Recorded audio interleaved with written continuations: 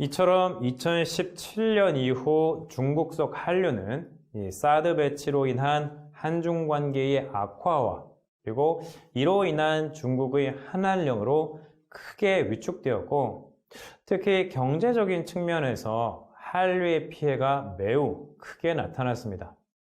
뿐만 아니라 양국 국민 간 이 갈등이 격화하면서 한국에서의 반중 정서와 그리고 중국에서의 혐한 정서가 더욱 확대되기에 이르렀고, 이러한 갈등 관계의 지속으로 인해 한류 또한 부정적인 영향을 받게 되었습니다.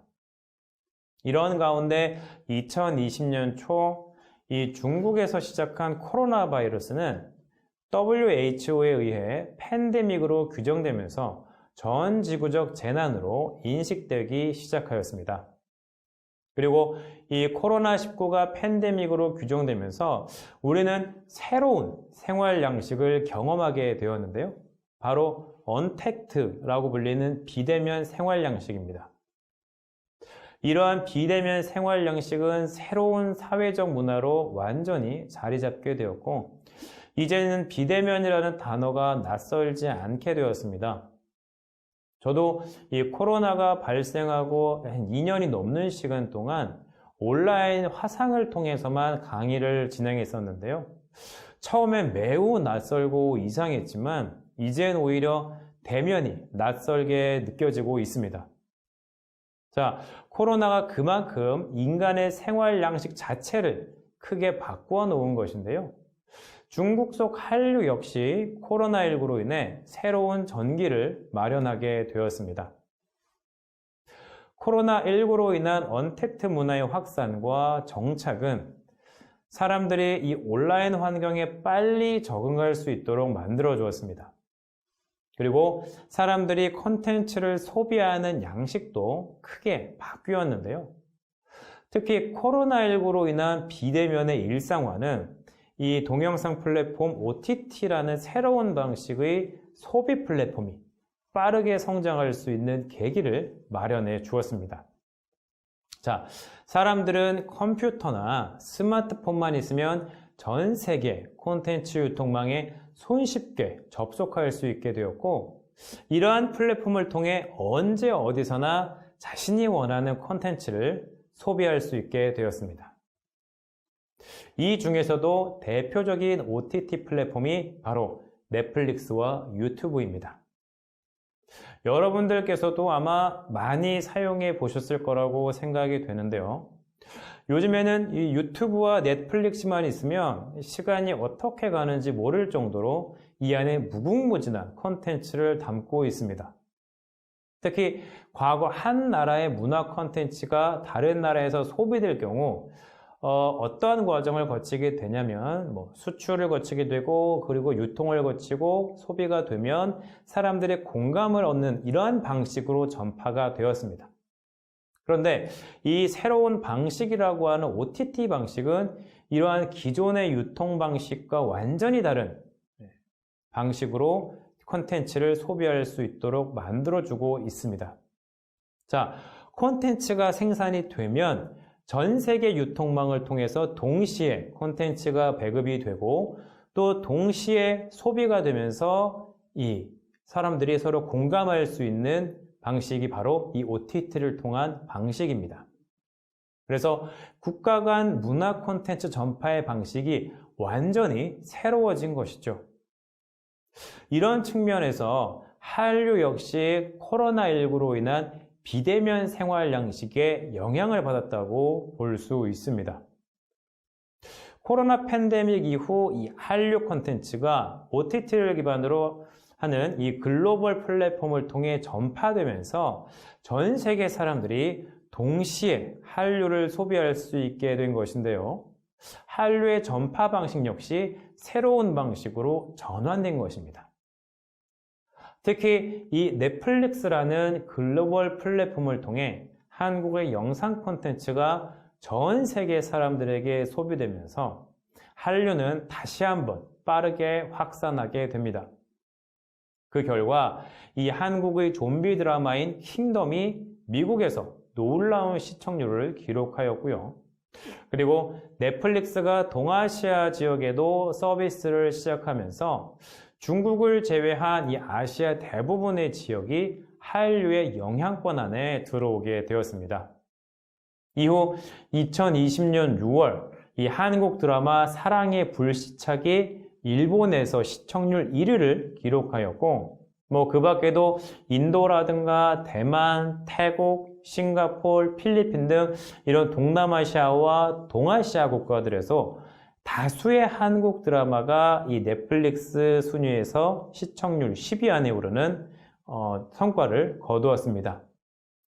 그래서 이처럼 한류는 아시아 지역에서 새로운 전성기를 맞이하게 되었는데요.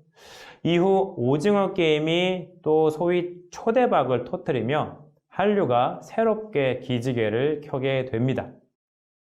이 오징어 게임은 넷플릭스에서 무려 46일 동안 연속으로 1위에 오르며 넷플릭스 사상 최장기간 1위에 올랐고 전 세계 1억 5천만 명 정도가 이 오징어 게임을 시청했다고 합니다.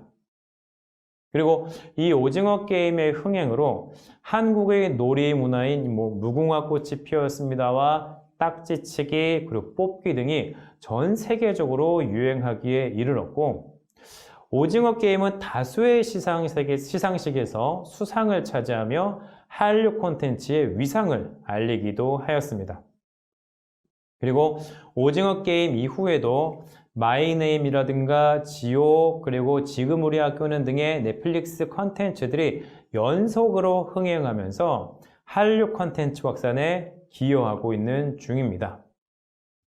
자, 넷플릭스 등의 OTT 플랫폼을 통해 확산하기 시작한 한류 컨텐츠는 중국에서도 큰 인기를 끌었습니다.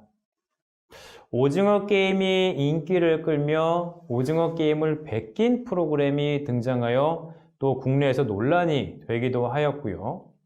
중국의 많은 지역에 뽑기 가게가 성행하며 오징어 게임의 인기를 보여주기도 하였습니다. 그런데 문제는 이 넷플릭스와 같은 글로벌 OTT 플랫폼이 정작 이 중국에서는 서비스를 제공하지 않는다는 점입니다. 그 이유는 앞서 말씀드린 중국의 여러 가지 문제들 중에 이 불법 복제를 비롯한 지적재산권 문제가 크게 작용하기 때문이고 여기에 콘텐츠에 대한 중국 정부의 규제가 매우 심하기 때문입니다. 그럼 이 오징어 게임은 중국에서 어떻게 인기를 얻을 수 있었을까요? 자, 오징어 게임 역시 중국 내 60개가 넘는 사이트를 통해 불법으로 유통되면서 빠르게 확산될 수 있었습니다. 물론 이 VPN이라고 하는 가상 사설망을 통해 중국이 막고 있는 이 방화벽을 우회해서 이 넷플릭스라고 하는 OTT에 직접 접속하는 사람들도 물론 있을 것입니다. 하지만 대부분의 사람들은 이 불법 유통 경로를 통해 다운로드하게 되고 이러한 경로를 통해 오징어 게임을 접했다고 할 수 있습니다. 그런데 아이러니하게도 이 오징어 게임은 이런 불법 유통 경로를 통해 빠르게 확산되었고 중국에서의 한류가 다시 한번 주목받기 시작했다는 점입니다. 앞서 말씀드렸던 것처럼 2016년 한반도 사드 배치 이후 중국은 한한령을 내리게 되었고요. 2022년 1월 이 방영을 중단시켰던 4인당 빛의 일기가 방송되기 전까지 동영상 플랫폼에서 이 한국 드라마나 영화의 방영은 금지되어 있었습니다. 물론 이 불법 다운로드는 당연히 근절되어야 하겠지만 이처럼 당국의 규제가 심한 상황에서도 오징어 게임이 흥행하였다는 것은 한국 콘텐츠에 대한 중국인들의 관심이 여전히 크다는 것을 보여주는 것이고요. 이는 중국 내 한류의 영향력 확대에도 긍정적인 영향을 줄 수 있을 것으로 보이는 부분입니다. 이처럼 비대면 문화의 정착과 그리고 확산은 온라인 공간이라고 하는 새로운 공간의 역할을 크게 증가시켰고 또한 새로운 컨텐츠 소비 플랫폼인 OTT 플랫폼을 통한 컨텐츠 소비가 매우 빠르게 증가하고 또 확산하면서 한류 콘텐츠 역시 새로운 전기를 마련하게 되었습니다. 이러한 변화는 중국 내 한류의 확산에도 어느 정도 기여하는 부분이 있었는데요. 물론 중국의 경우 당국의 규제와 지적재산권 문제 등으로 인해 이 글로벌 OTT 서비스가 제한되고 있어 OTT 플랫폼을 통한 중국으로의 한류 콘텐츠 확산에는 근본적인 어려움과 제약이 있습니다.